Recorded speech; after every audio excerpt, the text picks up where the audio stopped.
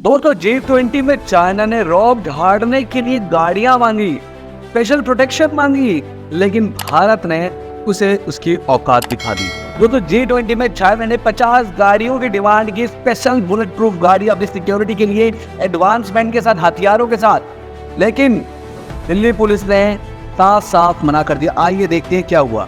दोस्तों ये विवाद चाइना और इंडिया का ही नहीं, ये G20 के बारे में है, क्योंकि अगले 10 दिनों के अंदर दिल्ली को एक छवनी में तब्दील कर दिया जाएगा। दिल्ली के अंदर special NSG commandos, best paramilitary forces, bullet proof गाड़ियां, हेलीकॉप्टर, एयरक्राफ्ट हर जगह आपको दिखाई देंगे, क्योंकि दिल्ली के अंदर दुनिया के सबसे बड़े बड़े देशों के पॉपुलर और best leaders, president, prime ministers यहाँ पे दिखाई देंगे। सब लोग दिल्ली आ रहे हैं G20 समिट में, और भारत एक छवनी में तब्दील हो जाएगा, क्योंकि वो स्पेशल प्रोटेक्शन से घिर जाएगा।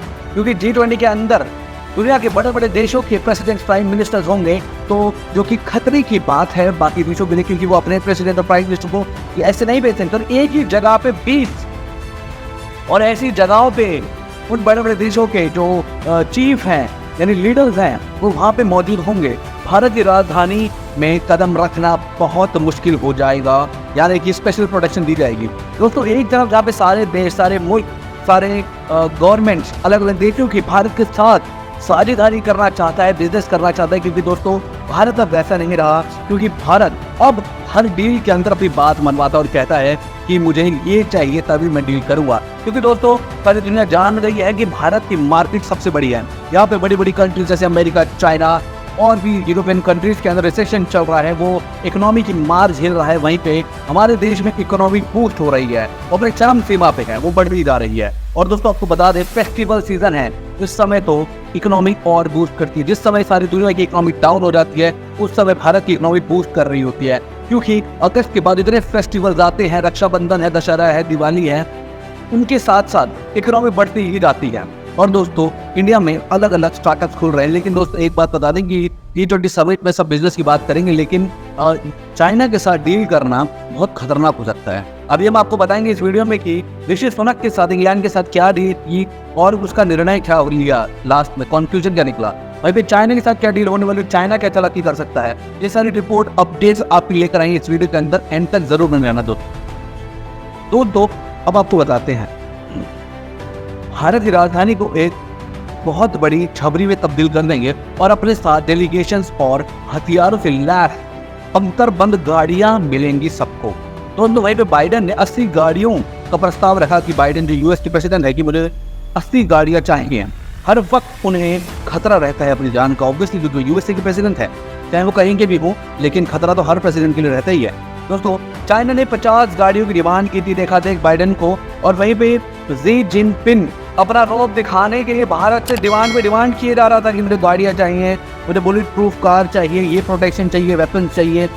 तभी दोस्तों चाइना और बाइडेन को दिल्ली पुलिस ने कह दिया, हम हैंडल नहीं कर सकते इन सबको, क्योंकि दिल्ली ने कहा हमारे सिटीजन हमारे लिए सबसे सर्वप्रथम हैं, उनसे पहले कुछ नहीं है, हम अपने सिटीजन को परेशान नहीं कर सकते। अगर एक एक प्रेसिडेंट 80-80 गाड़ियाँ लेके घूमेगा और सारे प्रेसिडेंट के पास हुई, तो कम से कम पूरी दुनिया में तो गाड़ियाँ ही गाड़ियाँ दिखेंगी।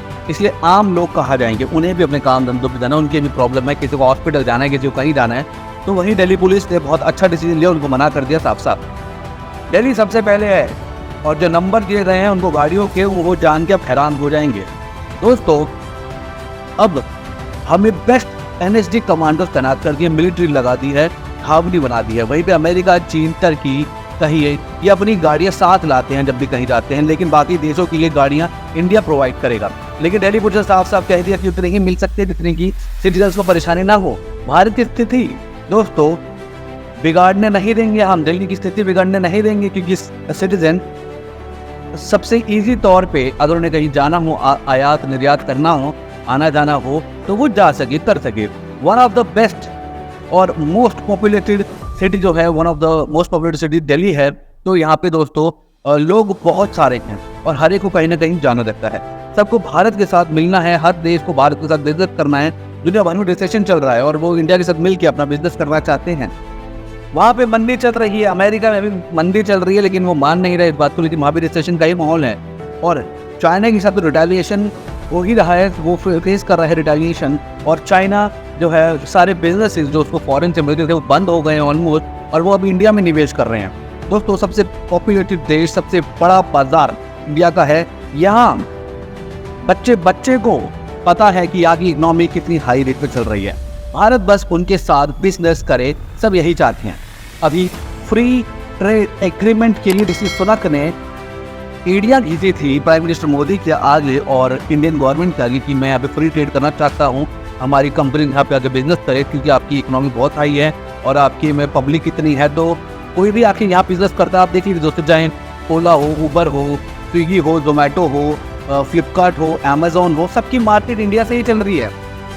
इनमें से कुछ इंडियन कंपनीज है, लेकिन फिर भी दोस्तों अमेजोन देख लीजिए, आप ये देख लीजिए, सबकी नेटफ्लिक्स देख लीजिए, अमेजोन प्राइम देखिए, सबसे ज़्यादा यूज़र जो है इंडिया में ही मिलेंगे, क्योंकि इंडिया के लोग बहुत ज़्यादा यूज़ करते हैं, क्योंकि पॉपुलेशन बहुत ज़्यादा है। और आज के टाइम पे अब एक दिल्ली के आसपास के या बैंगलोर या मुंबई के आसपास के जो यंग पीपल है, इस समय इंडिया सबसे यंग कंट्री है, सबसे ज़्यादा यंग लोग इंडिया के अंदर है, और वो अच्छा खासा पैसा कमा रहे हैं और कॉर्पोरेट पे जॉब कर रहे हैं, बिजनेस कर रहे हैं, और उसके हिसाब से वो कहीं पे भी पैसों की तंगी महसूस नहीं करते, और वो हर इंटरनेशनल प्रोडक्ट या इंटरनेशनल एप्लीकेशंस हो या वेबसाइट्स हो, उसको भरपूर इस्तेमाल कर रहे हैं, सॉफ्टवेयर का भरपूर इस्तेमाल कर रहे हैं, कंपनीज बना रहे हैं, यूट्यूब पर चला रहे हैं, इंस्टाग्राम पे सोशल मीडिया इन्फ्लुएंसर सबसे ज़्यादा इंडिया में है, वो सब यूज़ कर रहे हैं। तो दोस्तों इसी हिसाब से इंस्टा फेसबुक पर भी देखेंगे तो हमारे यूज़र सबसे ज़्यादा होंगे, और दोस्तों इसीलिए ऋषि सुनक भी चाहते थे कि उनकी कंपनी भी यहाँ पे फ्री ट्रेड करे, उनको टैक्स ना देना पड़े और यहाँ पे आके वो बिजनेस करे।